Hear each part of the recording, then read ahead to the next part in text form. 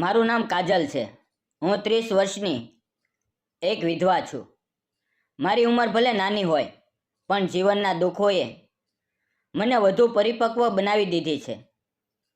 મારી પાસે મારી 2 વર્ષની નાનકડી દીકરી રિયા છે, જે મારી જીવનની એકમાત્ર આશા અને ખુશી છે. 4 વર્ષ પહેલાં મારા લગ્ન રાજેશ સાથે થયા હતા. રાજેશ સુરતમાં હીરાના વ્યાપારમાં કામ કરતો હતો.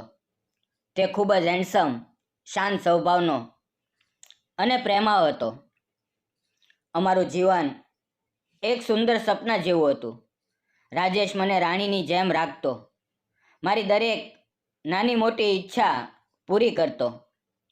અમારી આર્થિક સ્થિતિ પણ સારી હતી. ઘરમાં કોઈ ખોટ નહોતી. પણ કહેવાય છે ને કે સુખની ઘડીઓ લાંબી નથી હોતી. એક દિવસ જ્યારે રિયા માત્ર 1 વર્ષની હતી, અમે ત્રણેય ઘરેથી બહાર ફરવા નીકળ્યા. અમારી પાસે ગાડી હતી. અચાનક એક ઝડપથી આવતો ટ્રક અમારી ગાડી સાથે અથડાયો. તે ભયંકર અકસ્માતમાં મારી આંખો સામે જ રાજેશે અંતિમ શ્વાસ લીધો. હું અને રિયા કોઈક રીતે બચી ગયા, પણ મારું આખું જીવન એક પળમાં ઉજળી ગયું. રાજેશના અવસાન પછી હું એકદમ તૂટી ગઈ. રડવું, આક્રંદ કરવું, બધું જ કર્યું, પણ તે પાછો ન આવ્યો. મને લાગ્યું કે મારું જીવન પૂરું થઈ ગયું. પણ મારી ગોદમાં રિયા હતી, જેના માટે મારે જીવવું હતું. જો હું હિંમત હારી જાઉં તો મારી દીકરીનું શું થશે?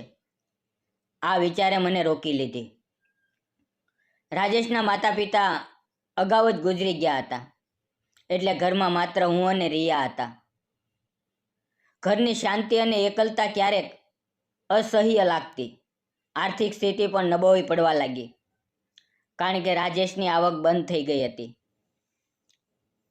આ બધી વચ્ચે મારા માતા પિતાએ મને ઘણો સહારો આપ્યો. તેમણે મને સલાહ આપી કે હું મારા ઘરની જવાબદારીઓ સંભાળું, અને હું થોડા મહિના માટે માયકે ગઈ. ત્યારે માતા પિતાએ મહેશ નામના એક યુવકની વાત કરી, જે સુરતમાં હીરા ઘસવાનું કામ કરતો હતો. તેનો મિત્ર સુરેશ અમારા ગામનો હતો, અને તેણે જ મહેશને અમારા ઘરે મોકલ્યો. મહેશ એકલો હતો. તેના માતા પિતા નહોતા, અને તે ખૂબ જ ઈમાનદાર અને મહેનતુ હતો. માતા પિતાએ મને કહ્યું કે તેના રહેવાની અને જમવાની વ્યવસ્થા મારે કરવી પડશે, પણ તે દિલનો સારો માણસ છે. મહેશ જ્યારે પહેલી વાર ઘરે આવ્યો ત્યારે તે થોડો સંકોચાતો હતો.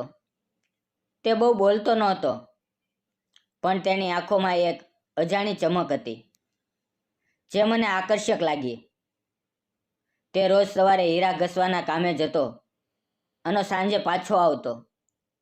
શરૂઆતમાં તે હોટલમાં જમતો, પણ તેને હોટલનું ખાવાનું ફાવતું નહોતું.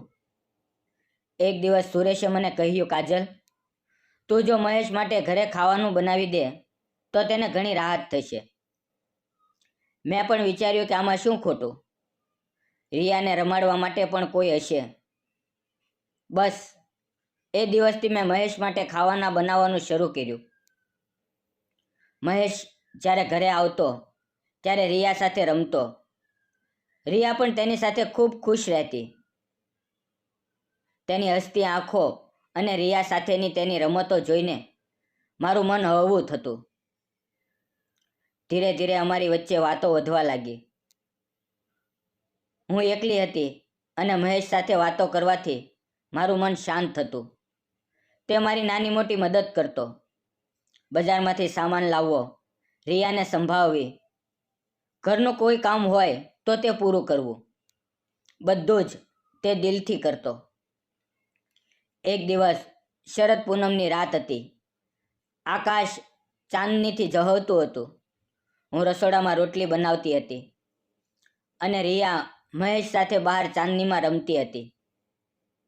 અચાનક રસોઈ બનાવતા મારો હાથ ગરમ તવા પર લાગી ગયો, અને હું દાઝી ગઈ. દર્દથી હું ચીસ પાડી. મહેશ દોડતો રસોડામાં આવ્યો અને મારો હાથ જોઈને ગભરાઈ ગયો. તેણે તરત જ ઠંડુ પાણી લાવીને મારા હાથ પર રેડ્યું અને બોલ્યો, કાજલ, ગભરાઈશ નહીં, હું તને હોસ્પિટલ લઈ જઈશ. તેણે રિયાને પડોશીના ઘરે મૂકી અને મને બાઇક ઉપર હોસ્પિટલ લઈ ગયો. ડૉક્ટરે મારા હાથ પર દવા લગાવી અને પટ્ટી બાંધી. તે રાત્રે જ્યારે અમે ઘરે પાછા આવ્યા, મેં મહેશને જોયો. તેની આંખોમાં મારા માટે ચિંતા હતી અને મારા દિલમાં તેના માટે એક અજાણ્યો ખેંચાણ જાગ્યું. શરદ પૂનમની રાતે અમે બંને બેસીને ખાવાનું ખાધું. રિયા સૂઈ ગઈ હતી અને ચાંદનીનો પ્રકાશ ઘરમાં પથરાયેલો હતો. મેં મહેશને કહ્યું, મહેશ, આજે તું ન હોત તો હું શું કરત? તું મારી અને રિયાની ખૂબ કાળજી લે છે. તે હવેથી હસ્યો અને બોલ્યો, કાજલ, આ તો મારી ફરજ છે. તું એકલી છે અને હું તને ક્યારેય એકલી નહીં પડવા દઉં. તેના આ શબ્દોએ મારા દિલને સ્પર્શી લીધું. ધીરે ધીરે અમારી વચ્ચે એક અલગ જ બંધન બંધાવા લાગ્યું. હું મહેશને પસંદ કરવા લાગી હતી. તેની ઈમાનદારી, તેની સાદગી અને રિયા પ્રત્યેનો તેનો પ્રેમ મને ખૂબ ગમતો. મેં હિંમત કરીને તેને પૂછ્યું, મહેશ, તારે હવે લગ્ન નથી કરવા? તે હસીને બોલ્યો, કાજલ, મારી પાસે કંઈ નથી. કોઈ મને પોતાની દીકરી આપે? મેં તરત જ કહ્યું, મહેશ, મને તારું નામ બોલવું ગમે છે. તું મને નામથી જ બોલ. તે થોડો શરમાયો. પછી તેણે મને કાજલ કહીને બોલવાનું શરૂ કર્યું. મેં હિંમત કરીને મહેશનો હાથ પકડ્યો. મારું દિલ ઝડપથી ધડકી રહ્યું હતું. મેં ધીમેથી કહ્યું, મહેશ, તું જ્યારથી આવ્યો છે, મારા જીવનમાં ફરીથી ખુશીઓ આવી છે. હું એકલી હતી, પણ તારી સાથે વાતો કરીને મારું મન હળવું થાય છે. હું હવે તારા વગર મારા જીવનની કલ્પના પણ નથી કરી શકતી. શું તું મારી સાથે લગ્ન કરીશ? મહેશ થોડો ચોંકી ગયો. તેણે મારી આંખોમાં જોયું અને બોલ્યો, કાજલ, હું ગરીબ છું. લોકો શું કહે છે? તેઓ વિચારશે કે મેં તારી મજબૂરીનો લાભ લીધો. મેં તેની વાત કાપીને કહ્યું, મને સમાજની પરવા નથી. મારા માટે તારો પ્રેમ અને વિશ્વાસ જ મહત્વનો છે. મહેશની આંખોમાં આંસુ આવી ગયા. અમારો પ્રેમ દિવસે ને દિવસે ગાઢ બનતો ગયો. તે મારી અને રિયાની વધુ કાળજી લેવા લાગ્યો. આખરે અમે નક્કી કર્યું કે અમે લગ્ન કરીશું. પછી અમે મંદિરમાં જઈને લગ્ન કરી લીધા. મારા માતા પિતાને પણ ખૂબ ખુશી થઈ, કારણ કે તેઓ જાણતા હતા કે મહેશ એક સારો માણસ છે. આજે હું, મહેશ અને રિયા એક ખુશહાલ પરિવાર છીએ. મહેશે મને ફરીથી જીવવાનું કારણ આપ્યું અને સમાજને એક સુંદર સંદેશ આપ્યો કે પ્રેમને કોઈ બંધનો નથી. તમને શું લાગે છે? અમે લગ્ન કરીને યોગ્ય કર્યું કે ખોટું? તમારા વિચારો જરૂરથી શેર કરજો. જીવનમાં ગમે તેટલા દુઃખો આવે, મિત્રો, આશા ક્યારેય ન છોડવી જોઈએ.